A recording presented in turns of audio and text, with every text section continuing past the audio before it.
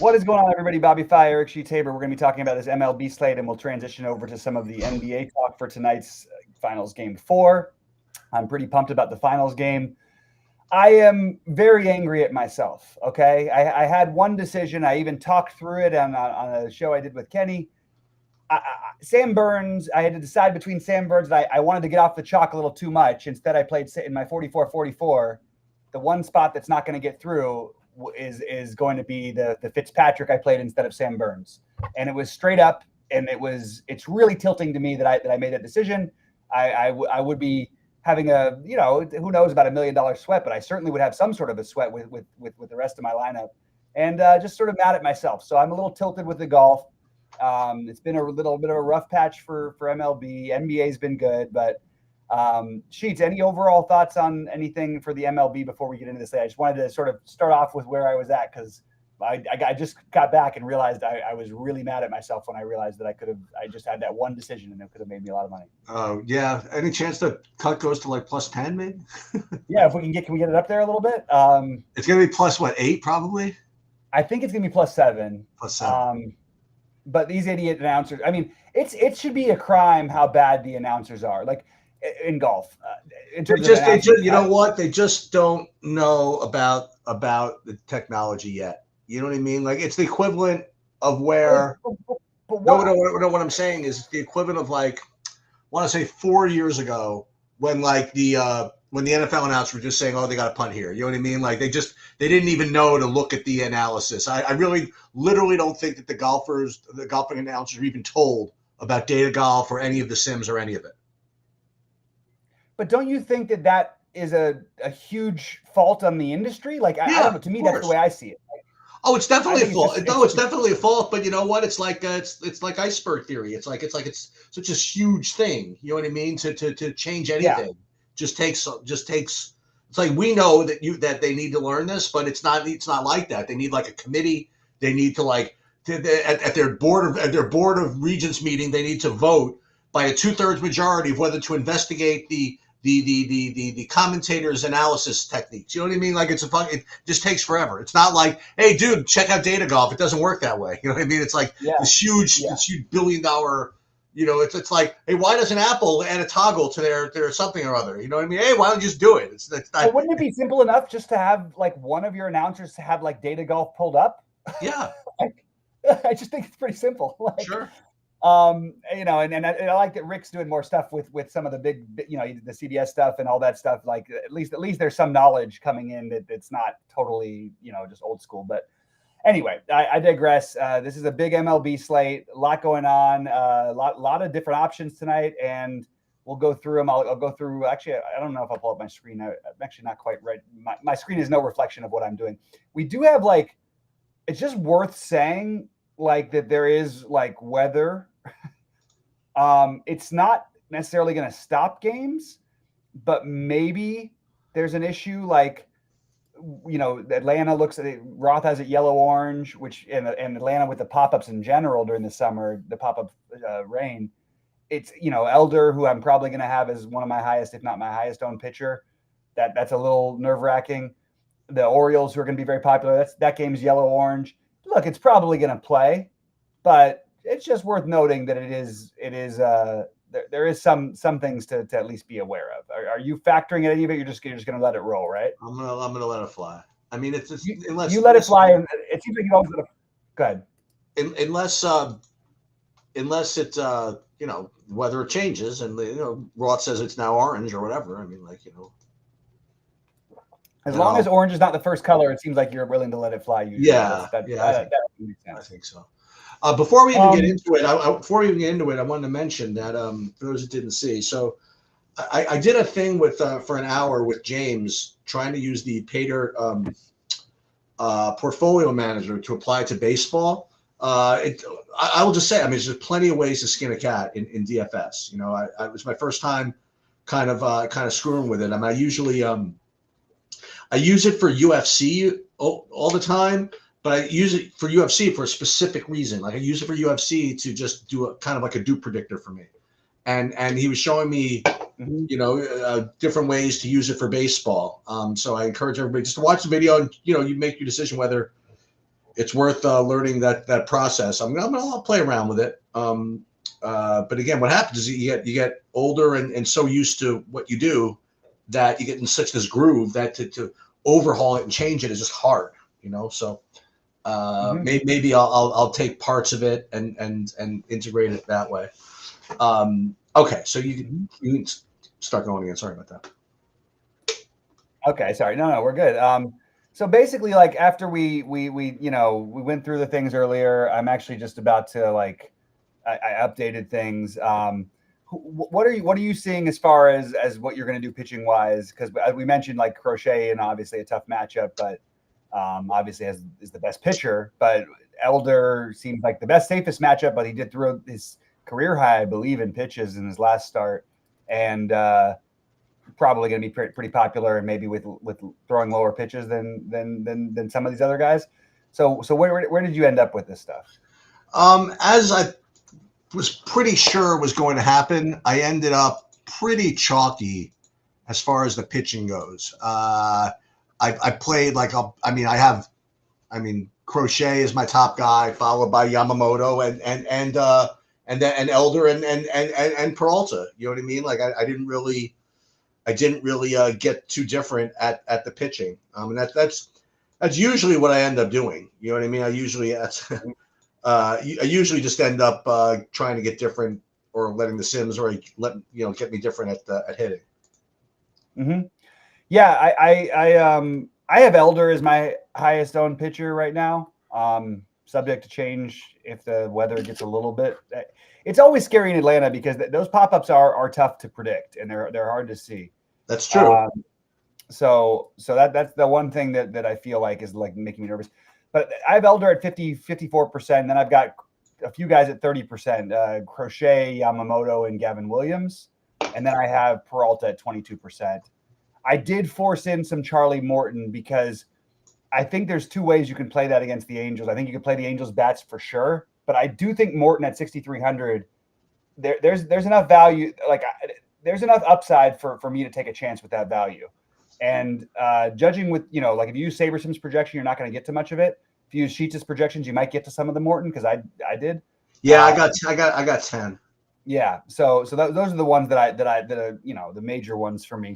The one I sort of would be okay with, but I didn't get to as much would be Chris Paddock because I don't really love this pitching slate for what it's worth. And I would like to focus on getting my bats in. Interestingly enough, for me, my highest owned stack, as we transition over there, is currently Baltimore, but I have 0 Baltimore 5-man stacks, which is sort of what I talked about earlier wanting, you know what I mean? But they are my highest owned stack, and none of them are 5-mans. So we're going less than 5 everywhere.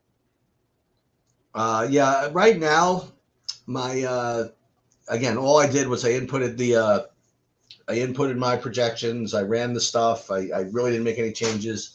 I did cross out like 3 2s, 3 3s, and 4 2s and stuff like that. It's a big slate, Yeah. I don't need it. And the team that I wish I had more of that we discussed earlier was that San Diego, Arizona game. I just can't seem to get any of it. So I might have to deal with that. I'm a little embarrassed to say what my top owned stack is. But I will. White Sox. Well, first of all, I'll tell you who's second. Okay, I'll tell you who's second, third, fourth, and fifth. How about that? Okay. Second, and I'll let you guys guess. How about this? So second is Minnesota. Okay, I like that. 24% Minnesota. That's very, very good with that. Then 16% Colorado. Okay, which I knew that was coming. No problem. Okay, no problem. 12% Oakland or whatever, Athletics. I like that too. And then even like 10%, a little like San Francisco just for funsies. You know what I mean? Like that's fine also.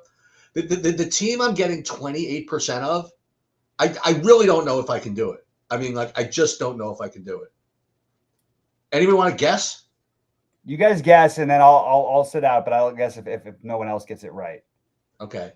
Give you 3 guesses, and keep in mind that listen, I wouldn't have. Maybe I would have, but I don't think I would have given you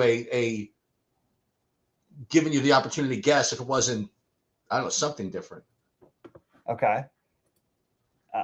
It's not the White Sox? Is that going to be your guess? I haven't given up yet. That's my guess. And K9's guessing the White Sox too. Okay, yeah, I will tell you that I'm getting 6% of the White Sox. Okay, so the Yankees. Like I literally think that if I gave you the choice of 28 teams to stack, like this would be your 28. I mean, honestly. So it's not the Yankees. It is not the Yankees. Oh my God! Don't blame me. Saberson's in some weird mood today. Tampa Bay. No, not Tampa Bay either. That was my wild guess because they have one of the no.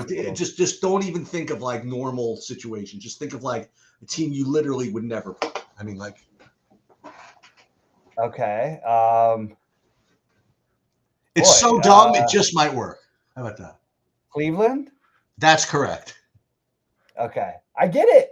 But you also, do? That makes one of us. I don't. I'd like to talk to Andy about it at some point because I have a feeling there's so many times lately that I'm getting the late games. And it tests my theory also. Remember, my theory is that the Saberson gives you teams that don't have their lineups out yet. Well, that's what I think, but I think it's because they're later games and you can late swap. Yeah. So where's my Padres then? Where's my Arizonas? Oh my God! I just reran again, and I don't know. That's weird. But I just ran again, and somehow the Yankees are my highest owned team. Which I really don't want. There it is. It's crazy today. The good thing is it's 10 p.m., so there's plenty of time for me to gain my sanity and swap off to Arizona or San Diego or something like that. You know, it's like. But also like it's not like it's not like I wouldn't on a smaller slate like take a shot against Castillo or something. It's just on this size of slate, it's just hard for me to. We're a team that never scores any fantasy points. What's that? For a team that never scores any fantasy points. So. Yeah, it's not even, and when they do, it's all one guy. It's all Jose Ramirez. You can just play Jose Ramirez and forget about everybody else. And I will say, by the way, that the team that I have the most five man stacks of is also Cleveland. I just figured I would let you know that also. All right. What do you now? So I promise you is this. I can't promise you anything, but it's likely at 7:05 Cleveland's going to be my top stack. I cannot promise you I will have a single Cleveland stack by the end of this night. You know what I mean? Like, you got a couple of windows here. You got a 7:45 window where I can look at these 7 o'clock games, and then we certainly have an hour and a half to stew over this first 7. So I can very, very easily go from Cleveland to San Diego, Arizona, San Francisco, even some cheap Dodgers. You know, whatever. So that's what I got for now. What are you getting on FanDuel? Or are you playing FanDuel? Not playing. So I built one. I just played one lineup on FanDuel, and my hand build is currently it's either going to be Elder or Castillo, and it's going to be Baltimore, but it's going to be Baltimore with the Dodgers. So 4-4 with Dodgers in Baltimore. Baltimore with the Dodgers. Okay. Yeah, I'm sorry. I said Castillo. I did not mean Castillo. I meant Gavin Williams. Gavin Williams or Elder probably end up as my pitcher. All right. Now we're talking. Oh, no. Wait. That was not before I ran the Sims. I was like, they're finally giving me Arizona. And nope, they took it back. On FanDuel, I'm getting pitchers-wise, I'm getting Crochet, top-owned pitcher, followed by Elder, Williams, etc., but it's 54% Crochet. So, and then as far as stacks go, I'm afraid to look, but let's see. Oh, 41% the aforementioned Twins. Okay, that I'm down with. Okay. Yeah, because you get some like the thing about FanDuel is oh my God, they really want to push this Cleveland. Now they're giving me all the Cleveland. I can't get what I want here. This is driving me nuts. But at least I can late swap and figure that part out later. Exactly. So. And I'll just say my big buy-ins are going to be combinations of Texas, Dodgers, Minnesota, Texas, Arizona, Baltimore as not full 5-mans for Baltimore, Atlanta, Minnesota, and then the Dodgers, who are my long shot play. But again, the Dodgers may turn into Arizona's later. Arizona may turn into the Dodgers later. Just really depends on how we feel with the Sims and everything. But now we're getting somewhere that I kind of like actually with where I'm at least finally. Except for this Cleveland business. I don't want 26% of Cleveland even as 5-mans. And it's by far my highest owned 5. It's because they're cheap too. So Cleveland, congratulations for scoring 15 runs tonight. Congratulations. Yep. I really like this, just for what it's worth. Like, I really think it's a great time to take a picture when you with the elder argument. I really hope that weather is okay, because I do feel that, like, you have Colorado going from Colorado on the road after a night game, after a huge comeback win or whatever, late night game. Just feels like it's a tough thing to come hitting there.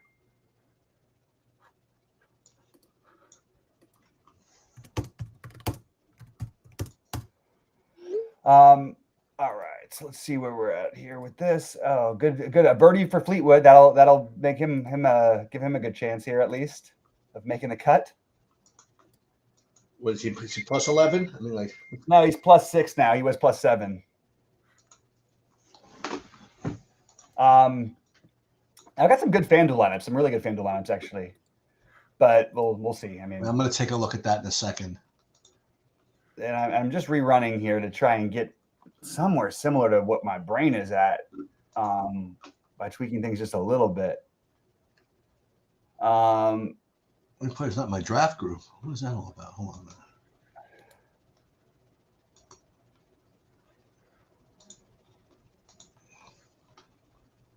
All right, so we're rebuilding here, and I'll get over to the NBA and thoughts in that game in a minute.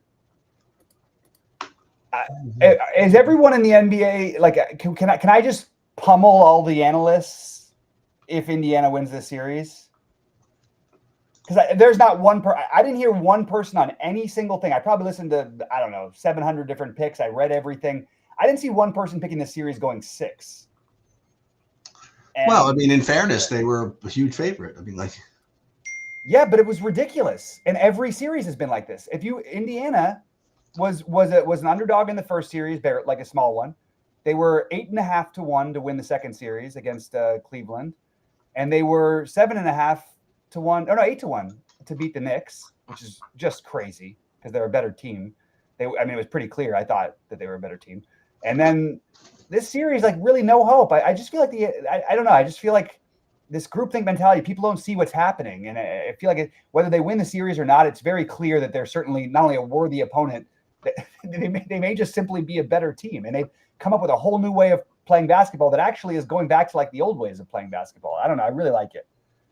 All right, now I've got Arizona and Atlanta as my 2 highest on. That feels pretty good to me. Bryson's not going to make the cut, is he?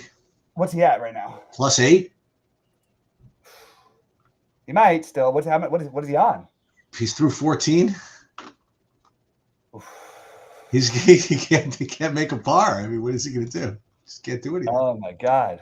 I mean, basically everything that we heard analyst wise for the golf all week, including from me. That was all wrong too. It's all wrong. You get everybody whose names you don't know and throw them in there. Play all the Victor Perez and Sam Stevens and Siwoo Kims and get all the top guys. And Thurston Lawrence.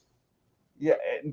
Although he's fading fast, and I think that's going to keep happening. Thurston Lawrence, he's been just fine. He's bogeyed 4 out of the last 5 holes. Oh, he's -3. What do you want to do?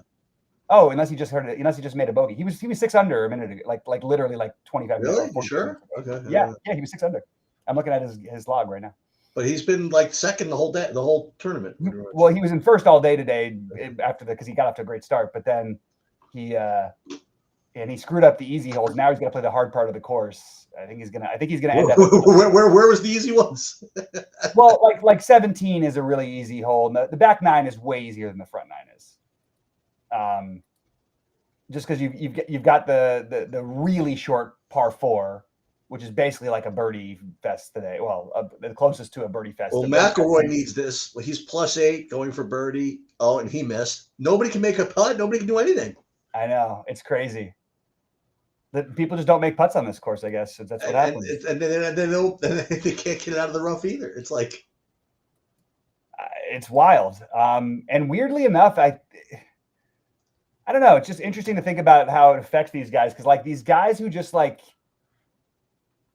I've seen a lot of like even Thurston Howell or whatever his name is.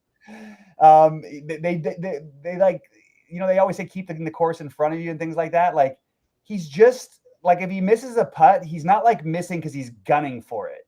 So it's not going 25 feet past and then down the next slope. He's missing it like, and he's 5 feet short because he just missed it badly, you know, but he's going on the conservative side. Meanwhile, he just right off the tee, just faded right into the middle of the fairway. So he must have, I don't know which one he birdied that got him back to I don't know. The under. I don't know. We'll see. I have to say, Spawn is hanging in there, you know, like. Yeah, I actually like Spawn a lot as a golfer. Yeah. I respect him. I think he's. I couldn't even tell you who's a favorite. I guess Burns has to be the favorite. I mean, Burns is a massive favorite at this point, I think. I think it's going to come down to one of. I mean, look, I really think that people are just so stupid to count out like Rahm and Scheffler and those guys. I just think they totally are in this. You know, what's Rahm +4? Yeah, that's fine. Yeah, you're fine. I actually think anything that makes the cut, you have a totally reasonable chance. Right. Yeah. Everybody's going to come back to you. And John Rahm has missed. So today, here was a crazy stat about Burns today. 6 to 10 feet, 12 for 12 putts, okay? The field average at the time of the first wave being done, 35%. Rahm, 1 for 9. How about that? So Rahm could easily be like running away with this thing. I mean, not running away. He could have just had a really good day. But you see what I'm saying? Like, it's just you got to make putts. you can't keep missing like 6-footers and 7-footers. Keep getting lineups in. What's the cut going to be? +7? I think it's +7. Or +8. Feels pretty safe to me. No, +8 is probably out of the mix because it's 60 in ties, not 65. If it was 65 in ties, I think +8 would be very alive. But it's +7. What does it say? It says, +7 is 83%. Yeah. So DeChambeau needs a freaking birdie somewhere. He needs a birdie, and he needs to not make any more. Oh my God! Fleetwood just gave it right back, so now he's back in danger zone with really tough holes ahead of him. So he's 25% to make the cut right now. Is there any chance? Did I even bother looking at what happened to Fitzpatrick? I probably shouldn't. Maybe he's in like first place somehow. It's like. He missed it. He has no birdies on the day. After bouncing back strong yesterday, he is nothing. But other guys, you know, it's funny. Like Max Gracerman started the day off like I think he was at 1.9 over, and he ended up the day like 3 over. He's right there. You know, like it's just wild. Some of these guys can figure it out and adjust, and other guys just seem to be falling apart. Yeah, that was the thing. Like they were making such a thing about the rough, which obviously was a big thing, but the freaking greens that have been a disaster. Nobody can make anything. It's like the greens are like impossible. Yeah. And not only that, but like you hit great shots onto the green, they just roll right off into the rough. Exactly. Right. All right. So there's my thing. And let's see. Stacking. I love what they say. Current cut +6. +6. Current cut +6. 5, 1, 5, 2. Let's see. All right, so DeChambeau is putting for birdie from like 100 miles away. That's what they always are. Yeah. There's no par 5s left or anything? There's not for him. Oh no, and this is rolling past a little bit. Oh, he's okay. He's got 3 feet back for par. He'll make that. Okay. All right, let's see. So, well, I mean, it's actually like you really don't want like if your lineups are doing okay and you don't have Bryce, just root against it because he's like. No, but all my lineups need him. I think. It's like you have more than 40%. You think? I'm telling you, lineups that are competitive, I need him. It's like. Oh, okay. That's all I'm saying. Yeah, I got you. He's also got the impossible, like the 300-yard par 3 on number 8 or whatever it is. Yeah. Come on. I mean, it's tough.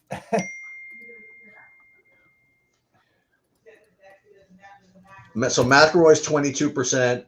DeChambeau's 11%. Look at these players. Aberg 24%. These are like the best players in the world. It's like.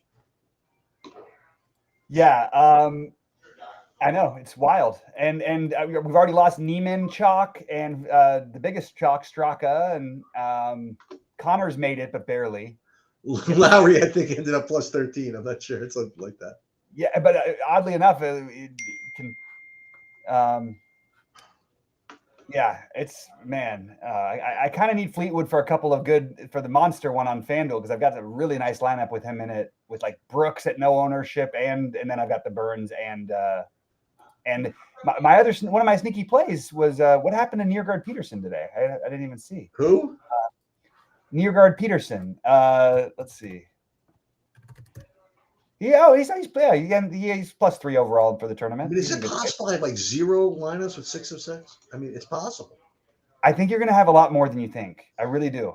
I don't want to pull up cut sweats because then I'll get all depressed. No, pull it up. Let's. This is the time, man. This is our.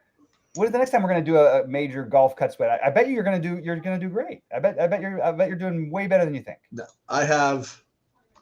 Oh yeah, look at that. I have 1, 2, 3, 4, 5, 6, 7, 8, 9 lineups in the DraftKings Millie Maker that are 6 for 6.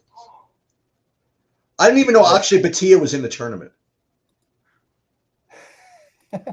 I guess he's been like +5 the whole tournament or something. He must be. He's been +6 the whole tournament, basically. Yeah, and that's the only. That's it. He hasn't really gone. And I got. But you know what? I'm with you with the Fleetwood. I could use him actually.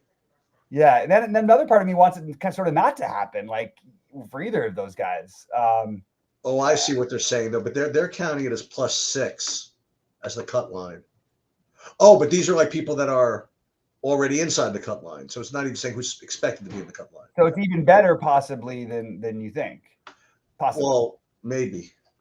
We'll see. So let's see. I'll take a quick look at the +7 golfers here. There aren't that many. Oh, DeChambeau. Oh my God, he didn't miss that from 3 feet, did he? There's no way. No way.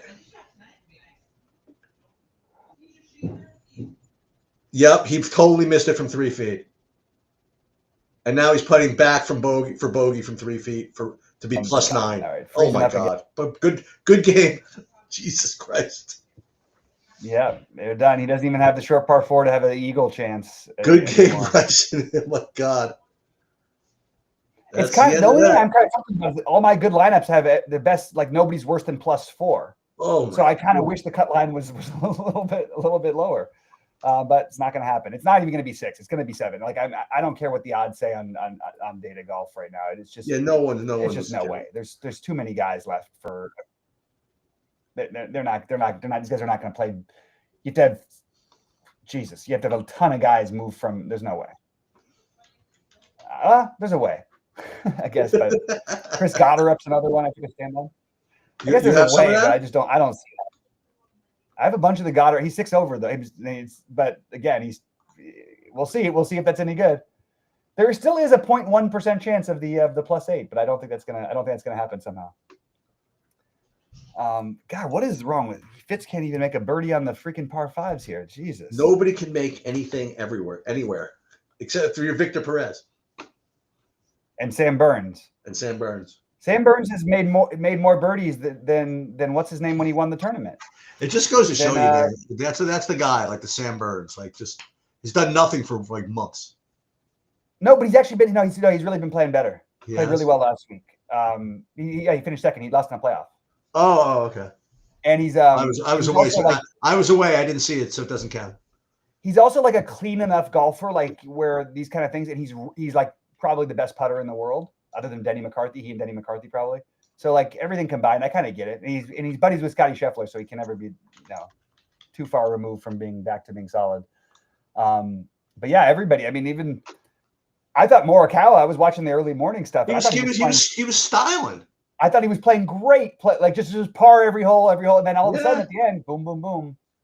Oh, it was really that one hole that was crazy where he basically putted it, and then he was hitting it. He went from like 20 feet to like 100 feet. I didn't see it. Oh, that one. I did see that one actually. Yes. Yeah, it may have been a chip actually. We have not talked NBA to answer Danny's question, and we will talk NBA. Yeah. So I'll transition over now and just get into some of my thoughts.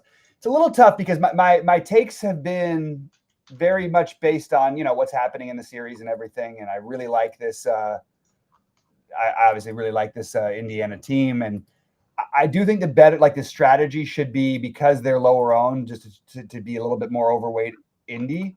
But it's really hard picking out who it's going to be on a given night. I thought it last game he was fine, mostly just because the offense was very bad. I have a feeling it's Miles Turner night. That's my bold call for the regular guys. And he's been banged up and it's weird, but like the fact that he was playing badly and they were playing, Toppin was playing so great, they still brought him back in for his defensive ability, and he blocked like 3 huge shots down the stretch in the last game. Just maybe now is the time for Miles Turner as the spend uppy guy. I don't see any reason not to go right back to Matherin as the captain. I agree. I can't dispute it. I mean, like the guy is probably the best pure scorer not named Shea in the series. Like he's a really good scorer, and people say this thing about a defensive liability. I don't know what the hell they're talking about. He's actually like the guy guarding Shea, like when these other guys get out of there. The problem is Neesmith is such a good defender. You want him on the court, and they've got so many guys, it's just hard to keep him on the court. So like even as well as Matherin was playing, he came out of the game until Neesmith fouled out in the last game, and he was playing like he had 27 points in 22 minutes. You know what I mean? And that's the third time he's done it in the playoffs. Corey says on OKC onslaught. I'm not buying that narrative at all. What? This game is in Indiana. This OKC onslaught. Everybody's been talking about it. OKC is going to kill them this game. I'm not buying it. I'm not saying they're not going to win the game, but they're not going to go into Indiana and win by 20 plus. If they do, it'll be like weird pulling away late. And as I said, I don't think OKC stands a great chance when the games are tight down the stretch. I don't think they're nearly as good or as put together as Indiana is. And I think Indiana wins again tonight. That's quite an odd take. That's what people are going with. The OKC onslaught. Yeah, everybody's been saying it. Wow. Okay. And Corey just mentioned it. I totally couldn't disagree more. I said it, but by the way, people were saying it in the last game too. In game going in 3, like, oh my God, Indiana's going to be too hyped, and the OKC. No, they're fine. No, Indiana's fine. And by the way, if their first 5 guys aren't fine, their next 5 guys will be. They've got plenty of bodies. I like Indiana tonight, and I like it in a close game. But nothing would totally shock me. Other DFS plays that I like tonight, I think Neesmith and Nembhard both get forgotten. So that's just for take it as you will. I'm not sure what I'm going to do with that yet. Yeah, they don't play those. They don't really been playing Neesmith. Well, no, that's the problem. Is what do you do with Matherin? Right. When Matherin, McConnell, and Toppin are playing so great, it's hard for Turner. No, I mean the field has not been really playing him. Right, because he's not been. Even his minutes are down because Matherin is just so explosive, right. And they need the offense sometimes.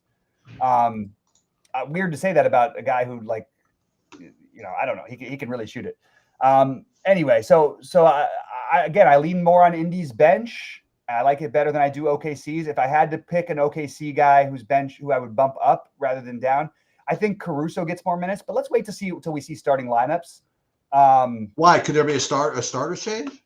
Yeah, I think OKC's idiotic completely. I've never seen a team. First of all, they're a massive favorite, and they decided to change their starting lineup before game 1. That's immediately tells me that you have a coach that doesn't know what. Like, he's a great coach, but this is totally out of it's stupid. If you at least keep it for 2 minutes and then make a sub. There's no reason at all, in my opinion, for them not to have started the same lineup they've rolled with the whole postseason and the whole season when they were healthy. The speculation is that Caruso might start tonight, which probably leans more towards fading Caruso, to be honest with you. But I think what they should do is just go back to their normal starting lineup, and play. So the big one to look out for is if they do that, because then you're going to see they have not been willing to play Chet and Hartenstein enough minutes together with Siakam on the floor. They're too afraid of it. I think that they should just stick with that lineup and go back to it. And I think Hartenstein's kind of sneaky anyway. But as far as what I'm getting, I think, and by the way, I do think Shea has a big game tonight. I think it's no way around it. Corey says, I promise. Corey, what are you talking about? I've been right about every game in these postseason. Like, I'm serious. If you go back and watch the videos of what I've talked about in this postseason, I couldn't have been much better than I was. I'm not going to get every game right, but I've been pretty on point with the game prediction. I don't see why I have to assume OKC is going to blow out Indiana in Indiana. Have they been playing any of these Isaiah Joe guys or anything? Yeah, they give them all a chance, but this is a must-win game. Well, I mean, basically a must-win. What about Thomas Bryant? Yeah, he'll probably get in there for a couple minutes. Okay. And for what it's worth, Miles Turner was a little bit ill, so he missed a practice, but he's good to go apparently. But just it opens potentially something up for Bryant, but it's not a guarantee that he gets minutes.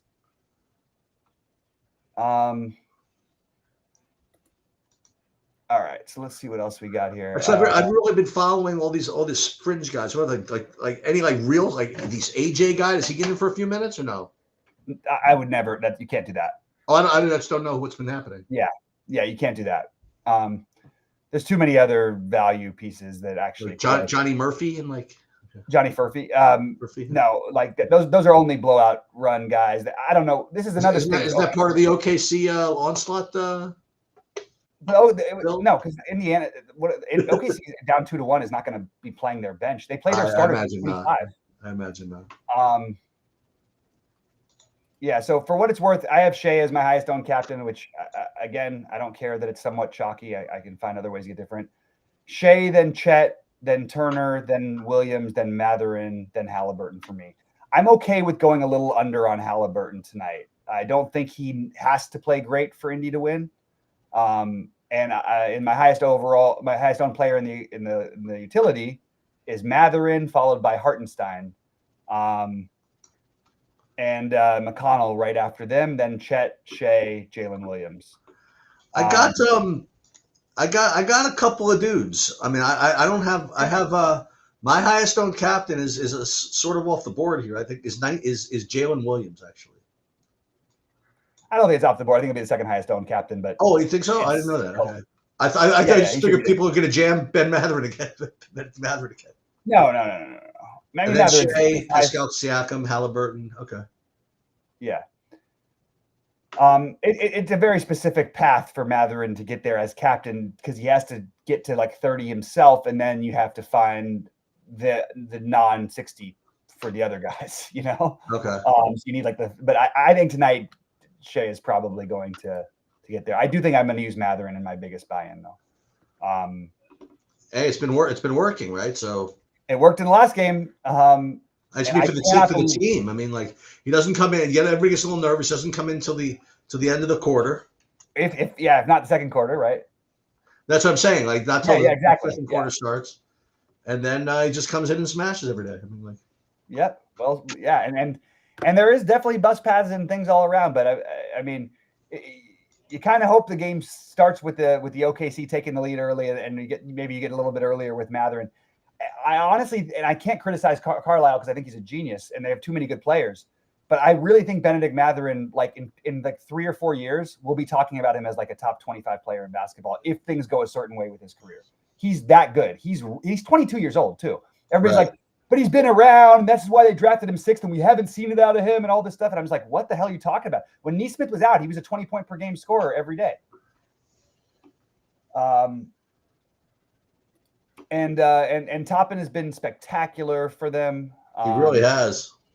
He's just been terrific, and I don't see why he would be a bad play tonight. But I am not changing his projection any. I considered lowering it because I think he'll be more owned than he's projected. I will post my exposures a little bit later. I'm waiting. Really don't. Honestly, if you're forget late swapping. There's no late swap obviously for NBA, but you have to look at the starting lineup tonight. And I'm not saying you have to overreact to it and play the guy who's ever starting, but just if Hartenstein starts, be aware that he's going to be 1,000,000% owned all of a sudden. And then maybe you still stick with the other guys who come off the bench. Maybe you play Case and Wallace if he doesn't start. That's something you could do to be a little different. Again, the name of the game is to try and find that difference thing. But I've even got the plot. Look at this. It all looks pretty good to me. I just can't believe I didn't. I cannot believe I made that 1v1 switch. This is what's happening to me, man. Just too much stupidity. I had it. I had the 100K one in the last NBA slate, and I just gave it away. Too much cleansing. That's what it was. Yeah, the cleanse cleansed my wallet. I'm broke over here. The only guy to win $1 million and go broke in 4 months. No, I'm it's kidding. It's awesome. That's not happening. Yeah, hey, you gotta everybody's got to do it. You got to do something with it. Can't take it with me. That's right. All right, I'm going to run. Okay. I will. See, this one I could use. Any chance Hideki could make a freaking birdie and he can make the cut even? What's he at, 7, 8? He's 8. Is it 8? He's got 2 holes. These guys can't. Oh my God. Everybody's in the freaking rough. Every freaking hole. Look at this. Who is this guy? Oh, this is DeChambeau hitting his 3rd from like the middle of like I don't even know how deep this grass is. Let's see. He's got like. Let's see. Good. Oh wait. Good one. Wait, we have Fitzpatrick with a birdie. A Fitzpatrick sighting. Dude, DeChambeau is going to be one more birdie from him. That's it? They had him at 0.5% to make the cut, and he just made a birdie. Well, now he's like a lock, right? No, he just has to make one more. Oh no. He's got to make one more. With a birdie? He's got 2 of the 3, but he's got one very one birdiable hole, not very birdiable, and then like the impossible par, the impossible 8. But he does better on this. I'll tell you who else. I mean, like we got to really shout out. I mean, like for real, how good is Ben Griffin? He's really good. I mean, like it's like we forgot that he's like won like 2 tournaments. I mean, like he's like just grinding. He's like T6 in the U.S. Open. No, I agree. I have him everywhere. I didn't forget. I'm in with you on this. I'm in on this. I love this. I love Ben Griffin. I'm just looking at results here and seeing who's doing. Look what he's done lately. I know. All he does is freaking contend or win. Oh, this is so tilting. So here I have a lineup in the Millie Maker that's in 64th place. Excuse me, now it's in 53rd place. That's not going to advance because I had a Bud Cauley in here at +9. Oh no, and he got up to a good start. He was like +1 coming into today. Oh my God. You know, it doesn't even matter for me anymore that Fitzpatrick is doing this. I shouldn't even be mad at myself because Bryce is going to miss it anyway. Oh yeah, Bryson's going to. And he's in my 44-44. I'll tell you what, guys. There's not going to be a lot of. Can I ask you one quick question, real quick, before you leave? What does the cut sweat have the average number of percentage of people making 6 of 6? Well, again, it's silly because they have it at +6 here, but let me just see. Still, but there's not. My lineups, my contests. Rory with a big birdie. Millie Maker, leaderboard, cut distributions. Yeah, Nelson's getting too fancy. I can't even read this. It's probably a low percentage because of the guys. Yeah, it looks so bad, like 8% maybe. 8%. Yeah, okay. That feels good. Okay. I feel like I'm going to be well ahead of that. Oh, really? I'm like right in line with that, I think. Maybe not. I could be wrong. It's hard for me to know. And also Rory just made I have a good amount of Rory who's now back in the +7 range. All right, I'm going to run. All right, bud. Good luck. All right, later. And everybody else, I will be running too. I'm just going to update my exposures in the Discord channel and